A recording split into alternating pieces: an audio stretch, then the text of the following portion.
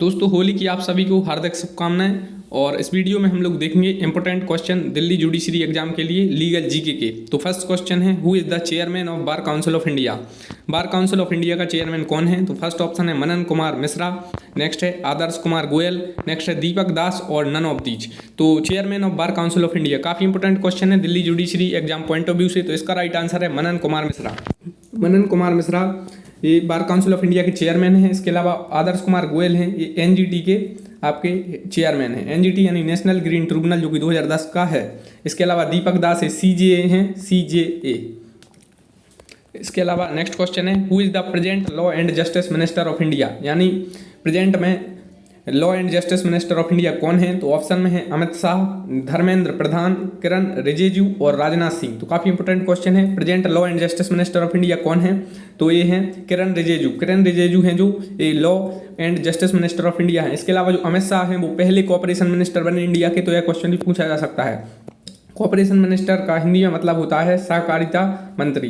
तो पहले भारत के सहकारिता मंत्री कौन बने हैं? तो अमित शाह हैं। इसके अलावा धर्मेंद्र प्रधान का आपको पता है कौन से मंत्री हैं, और राजनाथ सिंह। नेक्स्ट है, who is the president of ICJ, यानी इंटरनेशनल कोर्ट ऑफ जस्टिस जो है आईसीजे, जिसका हेडक्वार्टर आपको पता ही है नीदरलैंड में द हैग में है। तो उसके प्रेसिडेंट कौन है? तो जॉन डोनग्यू, DONOGHU, ये प्रेसिडेंट हैं आईसीजे के। तो आईसीजे अभी काफ़ी न्यूज़ में था, तो क्वेश्चन आ सकते हैं। कुलभूषण जाधव वाला मैटर था इससे पहले 1-2 साल पहले, तो उससे भी कुछ ऐसे इस टाइप से क्वेश्चन बन सकते हैं। इसके अलावा यूक्रेन और रूस वाला चल रहा है, तो उसमें जो जजमेंट वगैरह जो डिसीजन लेगा आईसीजे, तो उससे क्वेश्चन आ सकता है कि जो आईसीजे का डिसीजन है बाइंडिंग है या नहीं है, आईसीजे में प्रेसिडेंट कौन है, और यूक्रेन रूस में मतलब कितने जजेस ने क्या इसमें डिसीजन वगैरह फेवर वगैरह दिया। तो who is the president of ICJ? तो जॉन डोनग्यू हैं जो प्रेसिडेंट है आईसीजे के, इंटरनेशनल कोर्ट ऑफ जस्टिस, जिसमें 15 जजेस होते हैं और 194 मेंबर्स कंट्री हैं आईसीजे के। नेक्स्ट क्वेश्चन है, how many high courts are there in India, यानी भारत में कितने हाई कोर्ट हैं? तो ऑप्शन में है 24, 25, 28 एंड 29। तो काफ़ी इंपॉर्टेंट क्वेश्चन है। देयर आर 25, तो इसका राइट आंसर रहेगा 25 हाई कोर्ट हैं। उसके अलावा जो 28 है, 28 क्या है? तो ये आपके स्टेट हैं, 28 स्टेट हैं इंडिया में। नेक्स्ट है, where is the headquarter of Interpol located. जो इंटरपोल है उसका मुख्यालय या हेडक्वार्टर कहाँ पर है? So headquarter of Interpol is located in Hague. नहीं सॉरी, इसमें ऑप्शन देख लेते हैं हम लोग। हेडक्वार्टर ऑफ इंटरपोल, तो इसमें हैग है, लियोन है जो कि फ्रांस में है, जेनेवा है, और आपका वियना है। तो हेडक्वार्टर है जो इंटरपोल का कहाँ पर है? तो आईसीजी का हेडक्वार्टर तो हैग में है, लेकिन इंटरपोल का हेडक्वार्टर लियोन में है जो कि फ्रांस में है। ऑप्शन में जेनेवा भी है। जेनेवा में आपको पता होगा WTO WHO, तो इनके भी आ सकते हैं, न्यूज़ में है जी। और वियना आपने वियना में उसका है ओपेक का, ओपेक जो कि वो भी काफ़ी न्यूज़ में रहता है। अभी आप देख रहे हैं क्रूड ऑयल वगैरह के प्राइस वगैरह घटते बढ़ते रहते हैं, न्यूज़ में रहते हैं। तो इनसे ओपेक जो संगठन है वो काफ़ी न्यूज़ में रहता है, चर्चा में, वैश्विक लेवल पर भी। तो इससे क्वेश्चन आ सकते हैं दिल्ली जुडिशरी एग्जाम में। तो हेडक्वार्टर ऑफ इंटरपोल कहाँ पर है? लियोन में। लियोन कहाँ पर है? ये आपका फ्रांस में है। फ्रांस से भारत ने क्या खरीदे थे? राफेल विमान खरीदे थे। पहली बार किसी एयरवेज पर उतरे थे? तो वो अम्बाला एयरवेज पर उतरे थे। नाउ अब देखते हैं नेक्स्ट क्वेश्चन। नेक्स्ट है, national legal service day celebrated on. National legal service day कब मनाया जाता है या कब सेलिब्रेट किया जाता है इंडिया में? ऑप्शन है 26 जनवरी, 26 नवंबर, 9 नवंबर और 25 दिसंबर। तो नेशनल लीगल सर्विस डे काफ़ी इंपॉर्टेंट क्वेश्चन है। 26 जनवरी को क्या मनाया जाता है? तो अपन गणतंत्र दिवस मनाते हैं। 26 नवंबर आपको पता ही है संविधान दिवस, 9 नवंबर और 25 दिसंबर। 25 दिसंबर को सुशासन दिवस, अटल बिहारी वाजपेयी की जयंती पर। तो इसका राइट आंसर क्या है? नेशनल लीगल सर्विस डे ये आपका 9 नवंबर को मनाया जाता है। इसका मुझे शायद थोड़ा बहुत याद है कि 1987 का जो एक एक्ट है, तो वो शायद इसी दिन से या बना था या लागू हुआ था, इसलिए शायद इसको 9 नवंबर को नेशनल लीगल सर्विस डे मनाते हैं। इसके अलावा देखते हैं नेक्स्ट क्वेश्चन, हाउ मेनी जजेस are there in the Golaknath case. काफ़ी इंपॉर्टेंट ये क्वेश्चन है कि जो गोलकनाथ केस था, गोलकनाथ का जो वाद था, उसमें कितने जजेस थे? सो ऑप्शन में 7, 9, 11 and 13। So it is very important question as far as Delhi judicial exam is concern. So how many जजेस are there in the Golaknath case? So option में 7 है, 9 है, 11 है, 13 है। सो देयर आर 11 जजेस इन द गोलकनाथ केस। और जो ऑप्शन में 13 है और 9 है, 13 जजेस किस में थे? आपके पता ही है आपको, केशवानंद भारती केस में थे। तो सुब्बा राव थे, वो चीफ जस्टिस थे। इसके अलावा इस गोलकनाथ केस में एक डॉक्ट्रिन आया था प्रोस्पेक्टिव ओवर रूलिंग का। इसके अलावा इसमें जो हाँ ठीक है, इसके अलावा देखते हैं नेक्स्ट क्वेश्चन। नेक्स्ट क्वेश्चन है हाउ मेनी जजेस in the Puttaswamy versus union of India case 2017 the right to privacy was declared a fundamental right by the Supreme Court. यानी राइट टू प्राइवेसी को फंडामेंटल राइट डिक्लेयर किया गया था retired justice KS Puttaswamy versus union of India में, जो 2017 का मामला है। तो इसमें कितने जजेस थे? तो देखिए केशवानंद भारती में 13 थे, गोलकनाथ वाले में कितने थे? 11 थे, और इसमें कितने थे? तो अभी देखेंगे। इसमें 9 जजेस थे। और तो एक क्वेश्चन ये भी आ गया है which case is the principle of prospective over ruling laid down, यानी किस केस में प्रोस्पेक्टिव ओवर रूलिंग को लेट डाउन किया गया था? तो देख लेते हैं। The doctrine was first invoked in India in the case of Golaknath versus state of Punjab by chief justice Koka Subba Rao. तो जो जस्टिस सुब्बा राव थे उन्होंने प्रोस्पेक्टिव ओवर रूलिंग का सिद्धांत दिया था Golaknath versus state of Punjab के मामले में। तो नेक्स्ट है मैच द करेक्ट बताना है। तो NGT, NHRC, attorney general of India और ऑल ऑफ दीज।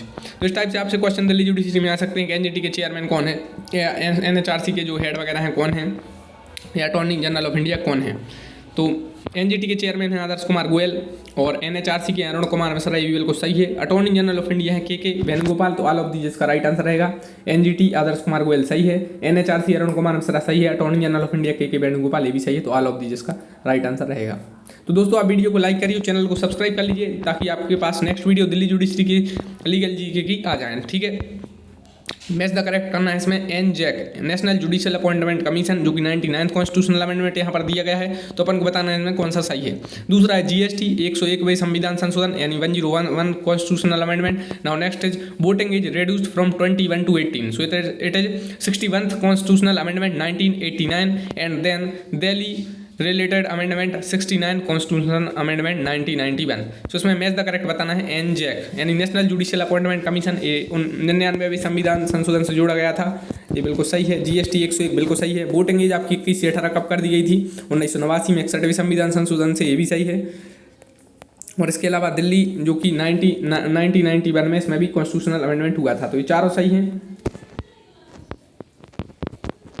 नेक्स्ट है पेगासस केस से रिलेटेड टू, काफ़ी न्यूज़ में था, और आपको एक क्वेश्चन एक उसका आंसर देना है पेगासस है क्या आखिर में। तो पेगासस केस से रिलेटेड टू 4 ऑप्शन आपको दे दिए जाएंगे।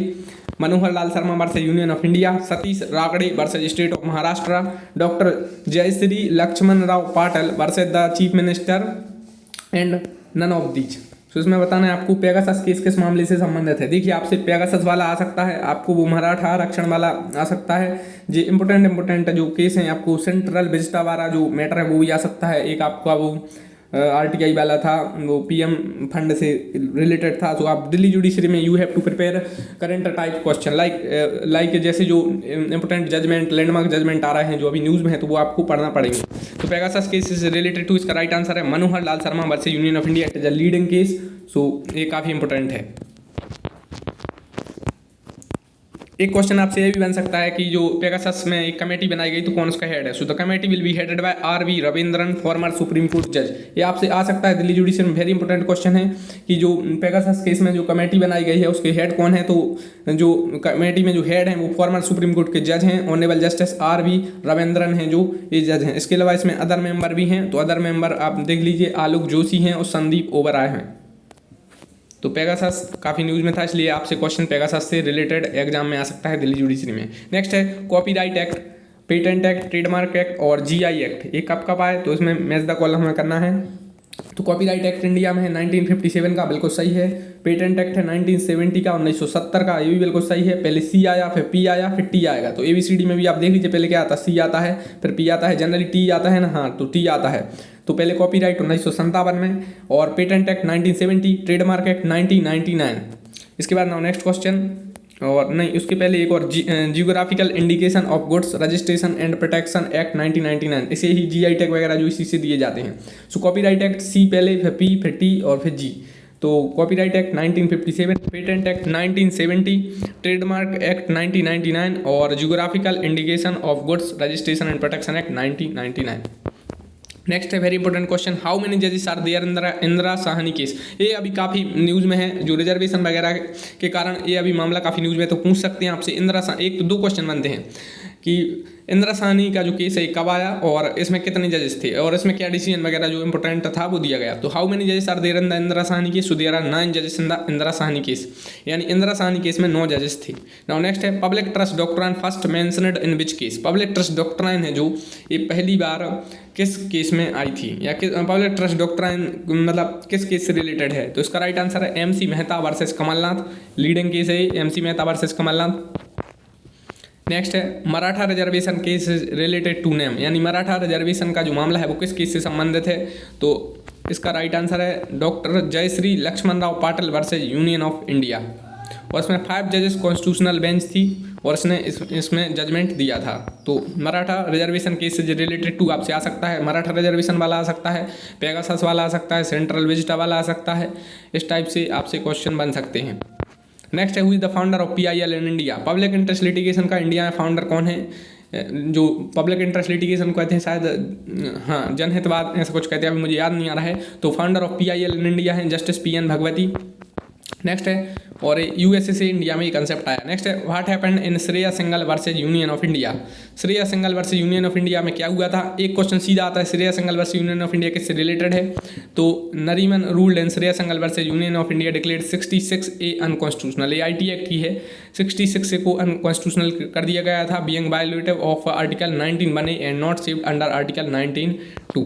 तो सीधा क्वेश्चन आएगा what happened in Shreya Singhal versus union of India. तो इसमें क्या हुआ था, 66A है जो IT एक्ट की उसे अनकॉन्स्टिट्यूशनल यानी असंवैधानिक कर दिया गया था।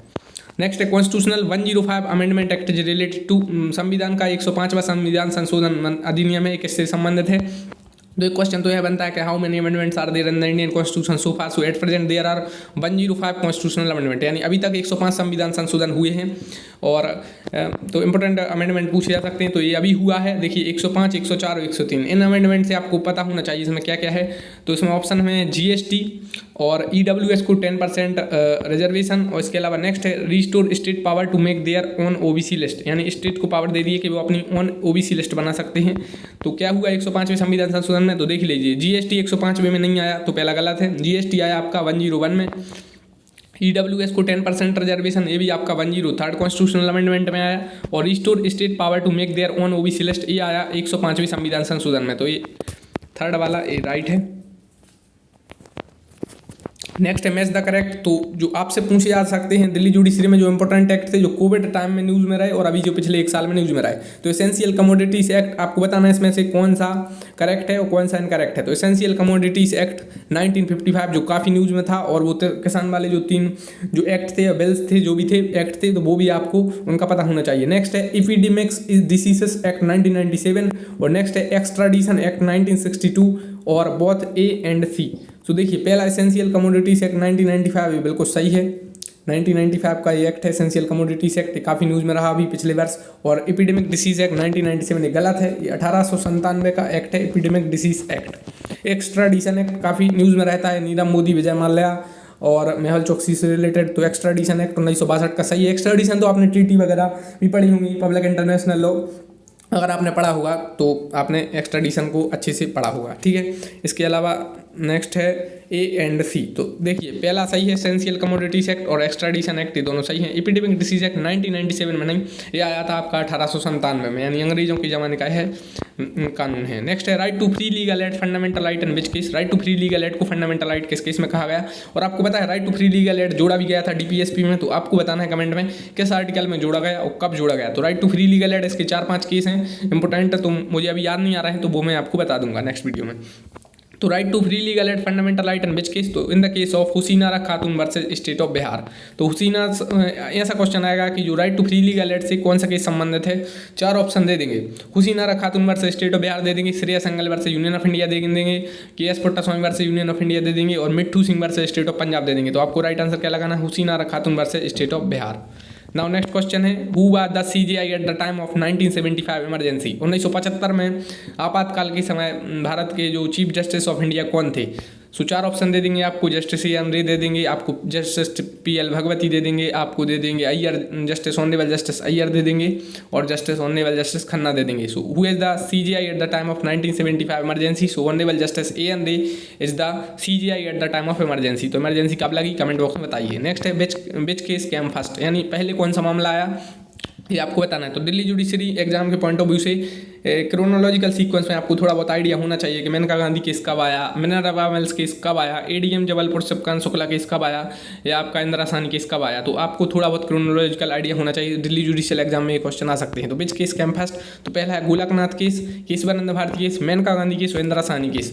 तो एक क्रोनोलॉजिकल में जमाना है। तो पहले क्या है, गोलकनाथ केस बिल्कुल सही है, उसके बाद केशवानंद भारती केस बिल्कुल सही है, और फिर मेनका गांधी केस और फिर आया इंदिरा साहनी केस। तो इनसे देखिए चारों केस से क्वेश्चन भी बनते डिटेल में। गोलकनाथ केस में क्या हुआ, कितने जजेस थे, क्वेश्चन आता है। केशवानंद भारती केस में क्या हुआ, कितने जजेस थे, क्वेश्चन आता है। और अभी वो केशवानंद भारती से रिलेटेड अभी काफी क्वेश्चन पूछे जाएंगे अभी प्रेजेंट में। इसके अलावा मेनका गांधी, तो इसमें कितने जजेस थे, क्या डिसीजन दिया, कौन सा आर्टिकल से केस मेनका गांधी केस संबंधित है। और नेक्स्ट है इंदिरा साहनी। तो अभी रिजर्वेशन वाला मैटर काफ़ी न्यूज़ में है, तो आपका इंदिरा साहनी वाला मैटर भी पूछा जा सकता है कि इसमें कौन सा डॉक्ट्राइन दिया या क्या दिया इसमें। तो इंदिरा साहनी में या फिर कितने जजेस थे। तो चारों केस इंपॉर्टेंट हैं। तो ये लाइन से आए, पहले गोलकनाथ केस आया, फिर केशवानंद भारती केस आया, फिर मेनका गांधी केस आया और फिर आया आपका इंदिरा साहनी केस। नेक्स्ट है फर्स्ट जजेस केस से जाल सुनाउनस। इनसे क्वेश्चन आते ही आते हैं कि फर्स्ट जजेस केस क्या हुआ, थोड़ा बहुत आइडिया होना चाहिए आपको। फर्स्ट जजेस केस, सेकंड जजेस केस और थर्ड जजेस केस। तो फर्स्ट जजेस केस को क्या कहते हैं? पहला ऑप्शन है एसपी गुप्ता केस कहते हैं इसे, और दूसरा है supreme court advocate on record association versus Union of India, और तीसरा दे देंगे आपको एनजेक यानी नेशनल जुडिशियल अपॉइंटमेंट कमीशन, और चौथा दे देंगे ऑप्शन में नन ऑफ दीज। तो इस टाइप से क्वेश्चन आ सकता है। तो फर्स्ट जजेस केस को एसपी गुप्ता केस भी कहते हैं, काफ़ी इंपॉर्टेंट क्वेश्चन है। फर्स्ट जजेस केस को एसपी गुप्ता केस भी कहते हैं। नेक्स्ट है 99th constitutional amendment struck down by how many जजेस। 99वें संविधान संशोधन को असंवैधानिक किया था, मतलब कितने जजेस मतलब उसमें मतलब थे। हाउ मेनी जजेस are there in the 99th constitutional amendment. So इसमें 5 जजेस की बेंच थी और मेजोरिटी डिसीजन इसमें आया था 4-1 से। तो क्वेश्चन आ सकता है तो कितने जजेस की बेंच थी, 5 की, और इसमें डिसीजन आया था 4-1 से। तो 99 कॉन्स्टिट्यूशनल जो अमेंडमेंट है उसको असंवैधानिक घोषित किया था, और इसे एनजेक भी कहते हैं, NJAC यानी नेशनल जुडिशियल अपॉइंटमेंट और commission. Now next question, who is the chairman of 21 law commission. So who is the chairman of 21 law commission. सो आप देखिए लॉ से रिलेटेड एग्जाम में पूछा जाता है law commission, first law commission के जो चेयरमैन कौन थे, 4 ऑप्शन दे देते हैं। इसके अलावा पूछ लेते हैं आपसे जो CRPC वगैरह आई तो इनमें कौन से लॉ कमीशन की कौन सी रिपोर्ट थी। तो आपको थोड़ा बहुत आइडिया होना चाहिए कमीशन से और इंपॉर्टेंट लॉ रिपोर्ट से। So who is the chairman of 21 law commission. So justice BS Chauhan is the chairman of 21 law commission. इसके अलावा ऐसा ही पूछ लिया जाता है लॉ कमीशन क्या है, ये संविधानिक है या आपका स्टैचुरी है या क्या है। तो 4-5 क्वेश्चन इससे लॉ कमीशन से आप ऑब्जेक्टिव क्वेश्चन आप देख लीजिए। नेक्स्ट है eight present how many states है लेजिस्लेटिव काउंसिल। सो लेजिस्लेटिव काउंसिल अभी काफ़ी न्यूज़ में थी, तो मेन सेंस में भी पिछले बार मतलब जो PSC वाले क्वेश्चन PSC वाले एग्जाम होते तो उनमें मेन सेंस में भी इस टाइप के क्वेश्चन काफ़ी पूछे गए।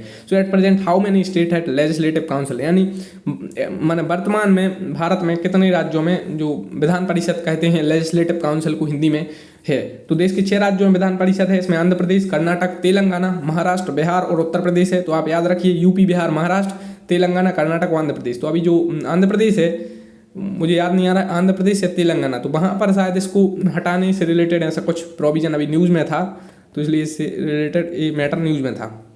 नेक्स्ट है who is the representative in Kulbhushan Jadhav case in ICJ, यानी इंटरनेशनल कोर्ट ऑफ जस्टिस जो कि नीदरलैंड के द हैग में है, जिसमें 15 जजेस होते हैं जो 9 वर्ष के लिए चुने जाते हैं। तो उसमें कुलभूषण जाधव का एक मामला था, तो उसमें भारत की तरफ से किसने रिप्रेजेंट किया था, तो हरीश साल्वे ने रिप्रेजेंट किया था। नेक्स्ट है रेस जेस्टी, और इसमें आपको बताना है कौन सा इसमें राइट है। तो res gestae section 6 evidence act है, रेस जुडिकाटा सेक्शन 11 CPC है, principle of alibi section 11 evidence है, और ईस्टोपल प्रिवेंटेड फ्रॉम डिनाइंग है। तो पहला res gestae section 6 evidence act बिल्कुल सही है, और रेस जुडिकाटा 11 CPC ये भी सही है, principle of alibi 11 evidence act ये भी बिल्कुल सही है, और ईस्टोपल प्रिवेंटेड फ्रॉम डिनाइंग तो ये बिल्कुल सही है। तो ये चारों सही हैं। नेक्स्ट है Central Vista project is related to which company. Central Vista project से रिलेटेड आपसे दिल्ली जुडिशियल एग्जाम में आपसे क्वेश्चन आ सकते हैं। तो सेंट्रल विस्टा प्रोजेक्ट है जो टाटा से रिलेटेड है, इससे रिलेटेड एक केस भी है, मुझे याद नहीं आ रहा है। नेक्स्ट है जोसेफ साइनबार्ग से Union of India is a leading case is related to.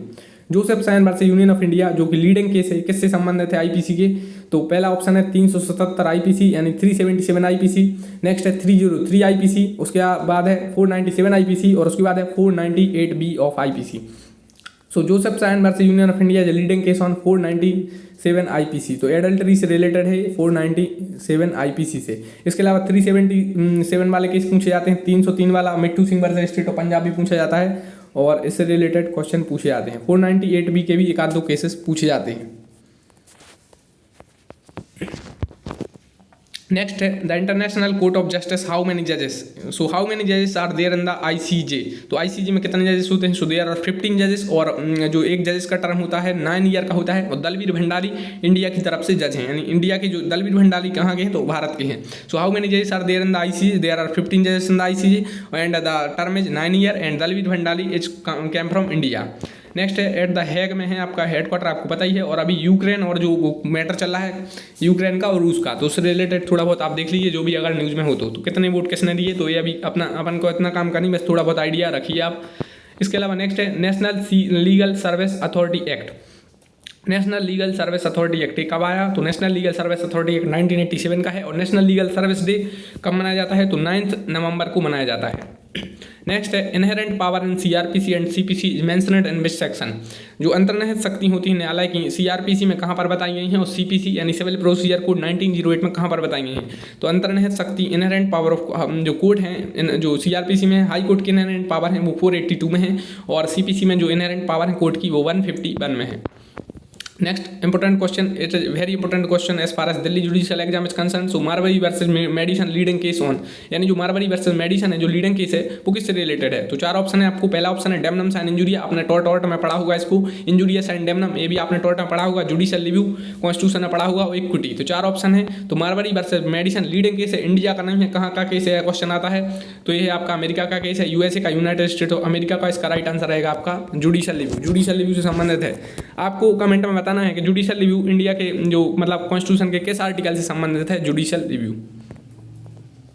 Now next question UNCLOS से, united nation convention on the law of the sea. एक क्वेश्चन तो यही बन जाता है कि यूएन क्लॉज का फुल फॉर्म क्या है? What is the full form of UNCLOS? So what is the full form of UNCLOS? तो United nation convention on the law of the sea also called the, तो यहाँ पर ये सब एक मिनट, तो UNCLOS united nation convention on the law of the sea. दोस्तों आप वीडियो को लाइक कर लीजिए और चैनल को आप सब्सक्राइब कर लीजिए। तो एक बार देख लेते हैं। Also called the law of the sea और the law of the C treaty is an international agreement that establish a legal sign on, यानी यूएन क्लॉज क्वेश्चन में पूछा गया है कि यूएन क्लॉज है जो लॉ ऑफ द सी भी से क्यों कहते हैं। तो United nation Convention of the law of the C treaty कब साइन हुई थी? तो ये हुई थी 1982 में साइन, 16 नवंबर वगैरह है, तो वो आपको डेट याद नहीं रखनी, बस इतना आइडिया होना चाहिए कि 1982 में यह ट्रीटी आई थी। इसमें पार्टी कितनी है काम करना ही, रेटिफाई कितने ने किया काम करनी, बस इंडिया से पूछ सकते हैं आपको कि यूएन क्लॉज को इंडिया ने रेटिफाई किया कि नहीं। तो इंडिया ने रेटिफाई कर दिया 1995 में। तो आपको डेट भी याद नहीं रखनी, बस इतना याद रखना है कि यूएन क्लॉज एक्ट मतलब जो ट्रीटी है कब की है? पहली तो बात लॉ ऑफ द सी से रिलेटेड है और 1982 की है, इंडिया ने इस ट्रीटी को साइन कर दिया है। तो अभी काफ़ी न्यूज़ में थी एक जो अमेरिका वगैरह का जो वो मतलब वो क्या नाम उसका शिप वगैरह वो इंडिया के जो टेरिटरी में वगैरह आ गई थी, तो उससे रिलेटेड अभी काफ़ी न्यूज़ में था यूएन क्लॉज, तो आपको पढ़कर जाना है। नेक्स्ट है मैच द करेक्ट, इसमें आपको मैच द करेक्ट करना है। तो फर्स्ट इसमें मैक्सिम दी है शायद, हाँ। तो पहला है एक्ट्री इनकम्बेंट ओनस प्रोवेंडी, नेक्स्ट है एलिवाई और उसके अलावा है ओडी अल्ट्रम पार्टम, तो ये आपने सुना होगा, और कैबियट एम्पटर। तो इसको आपको मैच द कॉलम करना है। तो पहला है एक्ट्री इनकम्बेंट ओनस प्रोवेंडी का मतलब है the burden of proof is on the plaintiff, जो बर्डन ऑफ प्रूफ होता है सबूत का भार जो भी कहते हैं इसे, तो वो प्लेंटिफ पर होता है। दूसरा है एलिवाई यानी एट अनदर प्लेस एल्सवेयर, और तीसरा है ओडी अल्ट्रम पार्टम यानी no man shall be condemned unheard evil, को सही है caveat emptor let the buyer beware. तो ये कैविएट एम्पटर आपने शायद पढ़ा होगा सेल्स ऑफ गुड्स एक्ट वगैरह में। तो चारों सही है। इसमें एलिवाई आपने एविडेंस वगैरह में पढ़ा होगा, और एक्ट्री इनकम्बेंट ऑनस प्रोपेंडी ये भी एविडेंस में है। तो बर्डन ऑफ प्रूफ प्लेंटिफ पर होता है, पहला बिल्कुल सही है। दूसरा है एलिवाई एट अनदर प्लेस, तो प्रिंसिपल ऑफ एलिवाई देखा था 11 से एविडेंस एक्ट में। Audi alteram partem no man shall be condemned unheard evil, बिल्कुल सही है। और caveat emptor let the buyer beware, तो ये भी सही है, चारों सही है।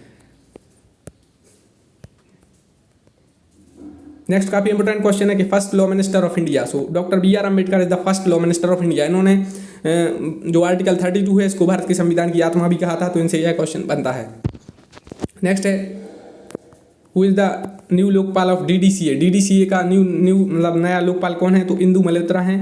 इंदु मल्होत्रा न्यू लोकपाल हैं DDCA की। नेक्स्ट है हाउ मेनी फीमेल ऑनरेबल जजेस इन सुप्रीम कोर्ट? कितने ऑनरेबल फीमेल जजेस हैं सुप्रीम कोर्ट में?